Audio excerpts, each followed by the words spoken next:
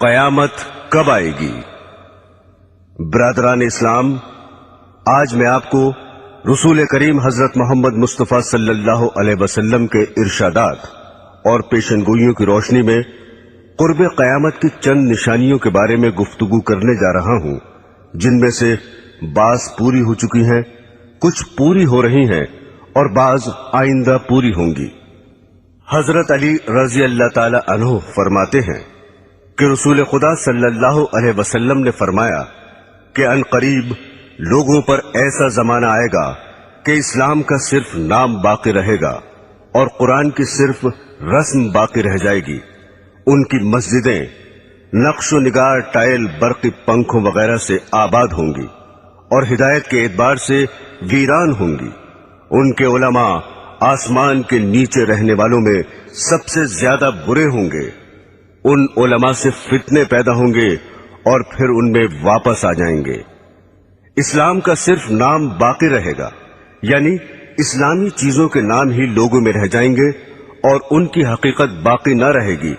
جیسا کہ آج کل نماز، روزہ، زکوٰۃ، حج وغیرہ کے بس نام ہی باقی ہیں اور ان کی حقیقت اور روح اور ادائیگی کے وہ طریقے اور کیفیتیں باقی نہیں ہیں جو رسول خدا صلی اللہ علیہ وسلم سے منقول ہیں، اور کروڑوں مسلمان ان سے کورے ہیں۔ قرآن شریف صرف رسمن ہی پڑھا جاتا ہے، اس کے الفاظ اور خوش الہانی کا تو خیال ہے،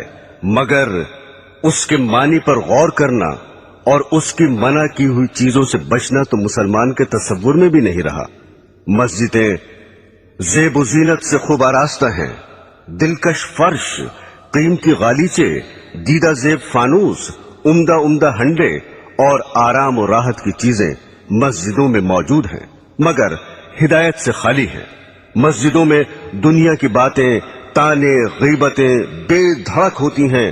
اور امام و مؤذن تو مسجدوں کو گھر ہی سمجھتے ہیں۔ علماء کے بارے میں جو یہ ارشاد فرمایا کہ علماء سے فتنہ نکلے گا اور ان میں واپس آ جائے گا، اس کا مطلب یہ ہے کہ علماء بگڑ جائیں گے اور رشد و ہدایت کی راہ چھوڑ دیں گے تو عالم میں فساد ہوگا، اور پھر اس کی زد میں علماء بھی آ جائیں گے، اور یہ بھی مطلب ہو سکتا ہے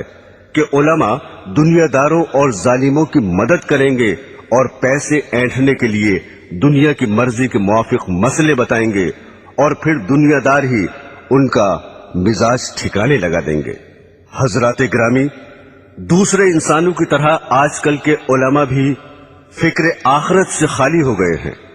اور اس فانی زندگی کو اپنے علم کا مقصد بنا رکھا ہے۔ سیاسی لیڈر بننے، شہرت حاصل کرنے، روپیہ کمانے جوڑنے کی دھن میں سرگردہ ہیں، اور موجودہ زمانے کے علماء میں خال خال ہی ایسے ہیں جو اسلام کی تبلیغ کرتے ہوں، ورنہ آج تو علماء کی یہ حالت ہو گئی ہے کہ جلسوں میں گاندھیزم یا نیشنلزم، سوشلزم اور کمیونزم کی اشاعت کرتے ہیں اور ارشادات نبوی کی بجائے مخلوق کے خود ساختہ نظاموں کی طرف دعوت دیتے ہیں۔ حضرت انس رضی اللہ تعالی عنہ فرماتے ہیں کہ رسول اللہ صلی اللہ علیہ وسلم نے ارشاد فرمایا کہ قیامت کی نشانیوں میں ایک یہ بھی ہے کہ لوگ مسجدیں بنا کر فخر کریں گے۔ آج کل یہی حال ہے، اور بقول حضرت ابن عباس رضی اللہ تعالی عنہ، تم ضرور مسجدوں کو یہود و نصار کی طرح سجاؤ گے۔ دل کو منتشر کرنے والے رنگ برنگ کے ٹائل، جھاڑ، فانوس، ہانڈیاں، دل فریب فرش اور بیش بہا پردے، اور دوسرا زیب و زینت اور آرام و راحت کی چیزیں مسجدوں میں موجود ہیں، اور ان دنیاوی چیزوں نے مسجدوں میں پہنچ کر اوقات نماز کے علاوہ مسجدوں کو مقفل کرنے پر مجبور کر دیا ہے، اور حفاظت کے لیے مستقل نگرانوں اور چوکیداروں کی ضرورت پیدا کر دی ہے۔ مسجدیں ان دنیاوی چیزوں سے آباد ہیں اور نمازیوں سے خالی ہیں۔ جو نمازی ہیں وہ مسجدوں میں دنیا کی باتوں میں مشغول رہتے ہیں۔ مسجدوں میں نہ تعلیمی حلقے ہیں، نہ دینی مشورے ہیں، نہ ذکر و تلاوت سے آباد ہیں۔ حالانکہ مسجد رسول اکرم صلی اللہ علیہ وسلم اور حضرات خلفائے راشدین کے زمانے میں دین اور دینیات کی ترقی کے کاموں میں اور اس سے متعلق مشوروں کا مرکز تھی۔ ایک روایت میں ہے کہ جب تم اپنی مسجد کو سجانے لگو اور قرآنوں کو دیدہ زیب بنانے لگو تو سمجھ لو تمہاری ہلاکت کا وقت قریب ہے۔ حضور صلی اللہ علیہ وسلم نے ارشاد فرمایا کہ ایک زمانے میں ایسے لوگ ہوں گے جن کی دنیاوی باتیں ان کی مسجدوں میں ہوا کریں گی، تم ان کے پاس نہ بیٹھنا کیونکہ خدا کو ان کی کوئی ضرورت نہیں ہے۔ حضرت انس رضی اللہ تعالی عنہ فرماتے ہیں کہ رسول خدا صلی اللہ علیہ وسلم نے ارشاد فرمایا کہ لوگوں پر ایک ایسا زمانہ آئے گا کہ دین پر جمنے والا ان میں ایسا ہوگا جیسے ہاتھ میں چنگاری پکڑنے والا ہو۔ یہ زمانہ اس وقت موجود ہے کیونکہ ہر طرف بددینی اور بے حیائی اور فحشکاری کی فضا ہے، سرکشی کا ماحول ہے۔ اول تو دیندار رہے ہی نہیں، اور اگر کوئی دین پر عمل کرنا چاہتا ہے تو اہل ملک، اہل وطن، عزیز و اقربا آڑے آ جاتے ہیں۔ بیوی کہتی ہے کہ تنخواہ میں میرا پورا نہیں پڑتا، دنیا رشوت لے رہی ہے، تم بڑے پرہیزگار بنے ہوئے ہو۔ ہم عمر مذاق اڑا رہے ہیں کہ داڑھی رکھ کر ملا بن گئے، جھاڑ سا لگائے پھر رہے ہو، ریل میں یا لاری میں سفر کر رہے ہیں اور ایک شخص نماز پڑھنا چاہتا ہے مگر اس کے لیے نہ ریل ٹھہر سکتی ہے نہ لاری رک سکتی ہے، لیکن اگر کسی کو کچھ دنیاوی نقصان ہو جائے تو سب ہمدردی کے لیے حاضر ہیں۔ آج کل دینداری اختیار کرنا ساری دنیا سے لڑائی مول لینے کے مترادف ہے۔ دین کا درد پیدا کرنے اور بددینی کی فضا میں نکلنے کی قوت حاصل کرنے کے لیے خانقاہوں اور دینداروں کی مجلسوں میں شرکت کرنا بہت ہی ضروری ہے۔ جب انسان بددینی کے ماحول سے معصیت اختیار کر سکتا ہے تو دینداری کی فضا میں پہنچ کر نیک بھی بن سکتا ہے۔ اگر کسی وجہ سے دینداروں سے دور ہو تو بد دینوں سے بھی دور رہے۔ اسی حقیقت کے پیش نظر رسول خدا صلی اللہ علیہ وسلم نے ارشاد فرمایا کہ ان قریب ایسا ہوگا کہ مسلمان کا بہترین مال چند بکریاں ہوں گی جنہیں لے کر پہاڑ کی چوٹیوں اور جنگلوں میں چلا جائے گا، اور اس صورت سے اپنا دین بچانے کے لیے فتنوں سے بھاگے گا۔ ایک اور حدیث میں ہے کہ رسول خدا صلی اللہ علیہ وسلم نے ارشاد فرمایا کہ ان قریب فتنے پیدا ہوں گے، اس وقت بیٹھا ہوا کھڑے ہوئے سے بہتر ہوگا، کیونکہ بیٹھا ہوا شخص بنسبت کھڑے ہوئے شخص کے فتنے سے دور ہوگا، اور کھڑا ہوا چلنے سے بہتر ہوگا، اور چلنے والا دوڑنے والے سے بہتر ہوگا۔ جو شخص فتنوں کی طرف نظر اٹھا کر دیکھے گا فتنے اسے اچک لیں گے۔ فتنے کے وقت عبادت خداوندی میں مشغول ہونا بہت زیادہ فضیلت رکھتا ہے۔ رسول خدا صلی اللہ علیہ وسلم نے ارشاد فرمایا کہ قتل کے زمانے میں عبادت کرنا میری طرف ہجرت کرنے کے برابر ہے۔ میرے دینی بہنوں اور بھائیوں، حضرت صوبان رضی اللہ تعالی عنہ فرماتے ہیں کہ ایک مرتبہ رسول خدا صلی اللہ علیہ وسلم نے ارشاد فرمایا کہ ایک ایسا زمانہ آنے والا ہے کہ کفر و باطل کی جماعتیں تمہیں ختم کرنے کے لیے آپس میں ایک دوسرے کو اس طرح بلا کر جمع کر لیں گے جیسے کھانے والے ایک دوسرے کو بلا کر پیالے کے آس پاس جمع ہو جاتے ہیں۔ یہ سن کر ایک صاحب نے سوال کیا، کیا ہم اس روز کم ہوں گے؟ آپ نے فرمایا، نہیں، بلکہ تم اس روز تعداد میں بہت ہوگے، لیکن گھاس کے ان تنکوں کی طرح ہوگے جنہیں پانی کا سیلاب بہا کر لے جاتا ہے۔ پھر ارشاد فرمایا، خدا ضرور ضرور تمہارے دشمنوں کے دل سے تمہارا روب نکال دے گا، اور یقیناً وہ تمہارے دلوں میں کاہلی اور سستی ڈال دے گا۔ ایک صاحب نے عرض کیا، سستی کا کیا سبب ہوگا؟ اس پر آپ نے ارشاد فرمایا کہ دنیا یعنی مال و دولت سے محبت کرنے لگو گے اور موت کو مکروہ سمجھو گے۔ برسوں سے یہ پیشن گوئی حرف بحرف صادق ہو رہی ہے، اور مسلمان آج اپنی اس حالت زار کو اپنی آنکھوں سے دیکھ رہے ہیں کہ کوئی قوم انہیں نہ عزت و وقت کی نگاہ سے دیکھتی ہے، نہ دنیا میں ان کا رہنا گوارا کرتی ہے۔ ایک وہ بھی زمانہ تھا کہ دوسری قومیں اپنے اوپر مسلمانوں کو حکمراں دیکھنا چاہتی تھیں۔ ایک دور یہ ہے کہ غیر مسلم اقوام مسلمان کو اپنی قلمرو میں رکھنا بھی پسند نہیں کرتی۔ تمام دنیا کے مسلمان ایک ہی وقت میں ایک دم ختم ہو جائیں، یہ تو ہرگز کبھی نہیں ہوگا۔ جیسا کہ پہلے پیشن گوئی گزر چکی ہے، البتہ ایسے واقعات گزر چکے ہیں کہ کسی ملک میں جہاں مسلمان خود حکمراں تھے، انقلاب کے بعد وہ وہاں سے جان بچا کر بھی نہ جا سکے۔ اسپین اس کی زندہ اور مشہور مثال ہے۔ مسلمانوں کو آج ذلت و خواری کا منہ کیوں دیکھنا پڑ رہا ہے، اور کروڑوں کی تعداد میں ہوتے ہوئے بھی کیوں غیروں کی طرف تک رہے ہیں؟ اس کا جواب خود ہادی عالم صلی اللہ علیہ وسلم کے ارشاد میں موجود ہے کہ دنیا کی محبت اور موت کے خوف کے باعث یہ حال ہو رہا ہے۔ جب مسلمان دنیا کو محبوب نہ سمجھتے تھے اور جنت کے مقابلے میں جو موت کے بغیر نہیں مل سکتی، دنیا کی زندگی ان کی نظروں میں کچھ بھی حقیقت نہ رکھتی تھی، اس لیے وہ موت سے ڈرتے نہ تھے۔ حالانکہ تعداد میں کم تھے، لیکن دوسری قوموں پر حکمراں رہے اور اللہ کی راہ میں جہاد کر کے غیروں کے دلوں تک پر حکومت کرنے لگے۔ آج بھی جو ہمارا حال ہے ہم اسے خود بدل سکتے ہیں، بشرطے کہ پچھلے مسلمانوں کی طرح دنیا کو ذلیل اور موت کو عزیز از جان سمجھنے لگے، ورنہ ذلت اور بڑھتی ہی رہے گی۔ حضرات گرامی، حضرت ابو ہریرہ رضی اللہ تعالی عنہ فرماتے ہیں کہ رسول خدا صلی اللہ علیہ وسلم نے ارشاد فرمایا کہ قیامت کی نشانیوں میں سے یہ بھی ہے کہ علم اٹھ جائے گا، جہالت بہت بڑھ جائے گی، زنا کی کثرت ہوگی، شراب بہت پی جائے گی، مرد کم ہو جائیں گے، عورتیں اس قدر زیادہ ہو جائیں گی کہ 50 عورتوں کی خبرگیری کے لیے ایک ہی مرد ہوگا۔ اس حدیث میں جو کچھ ارشاد فرمایا ہے اس وقت ہو بہو ہو رہا ہے، البتہ عورتوں کی ابھی اتنی زیادتی نہیں ہوئی جتنی اس حدیث میں درج ہے، مگر یورپ کی جنگیں ان قریب ہی اس پیشن گوئی کو سچا کر دکھانے والی ہیں۔ حضرت انس رضی اللہ تعالی عنہ فرماتے ہیں کہ رسول خدا صلی اللہ علیہ وسلم نے ارشاد فرمایا کہ قیامت اس وقت تک قائم نہ ہوگی جب تک کہ وقت جلدی جلدی نہ گزرنے لگے۔ پھر اس کی تشریح فرمائی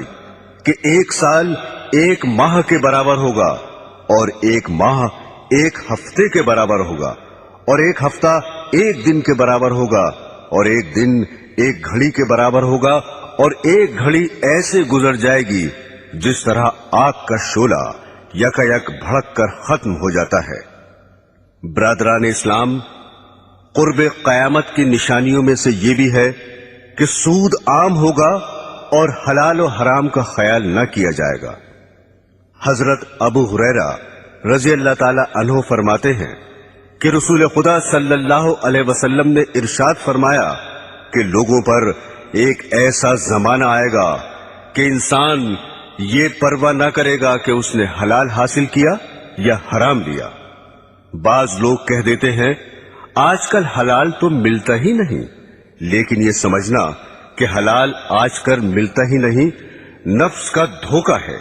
کیونکہ حلال کا دھیان رکھنے کی وجہ سے انسان قیود و حدود میں بندھ جاتا ہے، اور بقول حضرت سفیان ثوری رحمت اللہ علیہ حلال میں فضول خرچی کی گنجائش نہیں ہوتی اور عیش و مستی کی زندگی گزارنے کا موقع نہیں ملتا، اس لیے نفس یہ تعویل سمجھاتا ہے کہ آج کل حلال تو ملتا ہی نہیں، لہذا حرام حلال کا خیال فضول ہے۔ لیکن جن بندوں کے دل میں خدا کا خوف ہے اور جنہوں نے سرور عالم صلی اللہ علیہ وسلم کا فرمان کہ جنت میں وہ گوشت داخل نہ ہوگا جو حرام سے بڑھا ہو، جو گوشت حرام سے بڑھا ہو دوزخ اس کی زیادہ مستحق ہوگی، اگرچہ حلال ان کو زیادہ نہیں ملتا، اور حلال طلب کرنے والوں کی بسا اوقات دنیاوی ضرورتیں بھی رکی رہتی ہیں، لیکن آخرت کے بے پناہ عذاب سے بچنے کے لیے دنیا کی جلدی ختم ہو جانے والی تکلیفوں کا برداشت کرنا ہر عقل مند کے لیے ضروری اور لازمی ہے۔ یہاں یہ بات بھی قابل غور ہے کہ حلال ملنے کی دقت بھی تو خود ہماری ہی پیدا کرتا ہے۔ اگر تقوی اور پرہیزگاری کی طرف لوگوں کا رخ ہو جائے اور سب حلال کمانے کی فکر کرے تو جو مشکلات آج پیدا ہو رہی ہیں وہ کسب حال میں ہرگز پیش نہ آئیں، مگر حال یہ ہے کہ جو دیندار اور پرہیزگار سمجھے جاتے ہیں،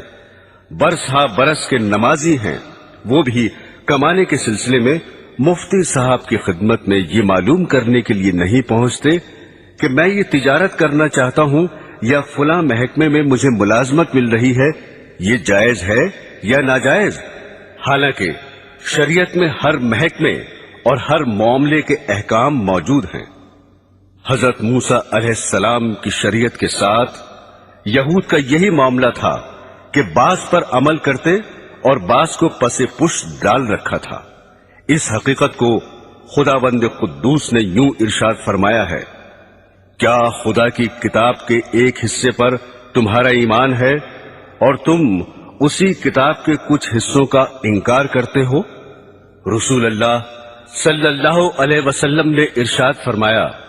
کہ لوگوں پر ضرور ایک ایسا دور آئے گا کہ کوئی شخص ایسا باقی نہ رہے جو سود کھانے والا نہ ہو، اور اگر سود بھی نہ کھائے گا تو اسے سود کا دھواں اور بعض روایات میں غبار پہنچ جائے گا۔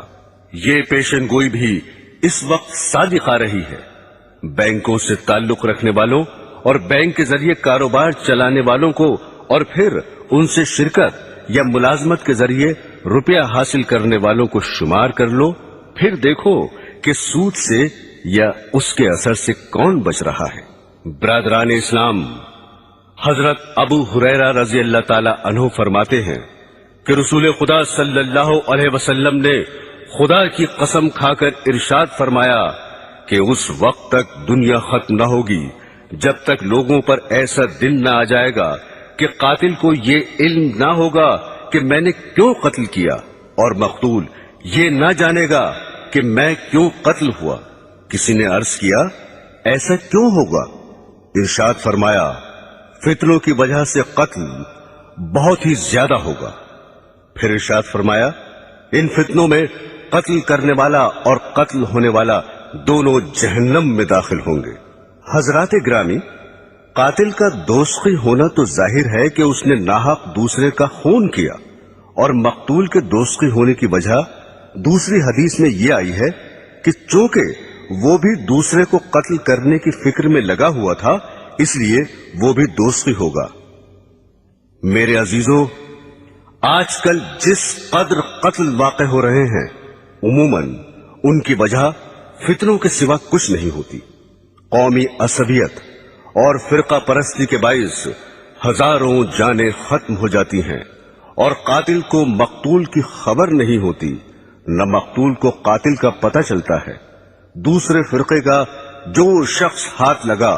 ختم کر ڈالا۔ چند انسانوں کے نظریوں کی جنگ نے ایسے ایسے آلات جنگ تیار کر لیے ہیں کہ شہر کے شہر ذرا ہی دیر میں فنا کے گھاٹ اترتے چلے جاتے ہیں۔ پھر تعجب یہ ہے کہ ہر فریق یہ کہتا ہے کہ ہم امن چاہتے ہیں۔ برادران اسلام، حضرت عمر اور حضرت ابو ہریرہ رضی اللہ تعالی عنہما سے روایت ہے کہ رسول خدا صلی اللہ علیہ وسلم کی خدمت میں آ کر ایک صاحب نے دریافت کیا کہ قیامت کب آئے گی؟ آپ نے ارشاد فرمایا کہ میں اور تم اس معاملے میں برابر ہیں، یعنی اس کا جیسے تمہیں پتہ نہیں مجھے بھی علم نہیں۔ ان صاحب نے عرض کیا، تو اس کی نشانیاں ہی بتا دیجئے۔ آپ نے ارشاد فرمایا، اس کی بعض نشانیاں یہ ہیں کہ عورتیں ایسی لڑکیاں جننے لگیں جو ان ماؤں پر حکم چلائیں، اور تم دیکھو گے کہ ننگے پیر اور ننگے بدن والے تنگ دست اور بکریاں چلانے والے مکانات کی بلندی پر فخر کریں گے۔ یہ حضرت عمر کی روایت کے الفاظ ہیں، اور حضرت ابو ہریرہ رضی اللہ تعالی عنہ کی روایت میں ہے کہ آپ نے فرمایا، جب تم ننگے پیر اور ننگے بدن والوں गूंगों बहरों को जमीन का बादशाह देखो, उस वक्त कयामत